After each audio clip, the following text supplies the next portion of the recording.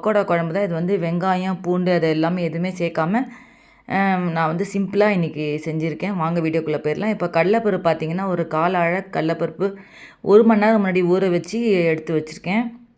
இப்போ இதை நம்ம மிக்ஸி ஜாரில் போட்டு அரைச்சி எடுத்துகிட்டு வந்துடலாம். இப்போ இதை மிக்ஸி ஜாரில் சேர்த்துருக்கேன். இதோட மிளகா வத்தல் பார்த்திங்கன்னா ஒரு 4 மிளகா வத்தல் சேர்த்துருக்கேன். நீங்கள் இன்னும் கொஞ்சம் நிறைய பண்ணுறீங்கன்னா இன்னும் கொஞ்சம் கூட மிளகா வத்தல் சேர்த்துக்கலாம். இப்போ இந்த மாதிரி அரைச்சி எடுத்துகிட்டு வந்துடலாம். தண்ணி விடாமல் அரைச்சி எடுத்துக்கோங்க. இப்போ இந்த மாதிரி கொஞ்சம் நல்லா கொரகொரப்பாக நல்லா அரைச்சி எடுத்துக்கலாம்.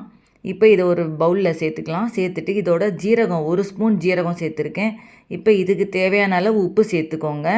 உப்பு சேர்த்துட்டு இதை நல்லா கலந்து விட்டுருங்க. கலந்து விட்டுட்டு இந்த மாவை நல்லா பிசிஞ்சிடுங்க. பிசிஞ்சிட்டு உருண்டையாக ஒரு பிளேட்டில் எடுத்து இதில் அரிசி மாவு வந்து ஒரு 1.5 ஸ்பூன் அரிசி மாவு சேர்த்துருக்கேன். சேர்த்துட்டு இது நல்லா அதை பிசிஞ்சிக்கோங்க.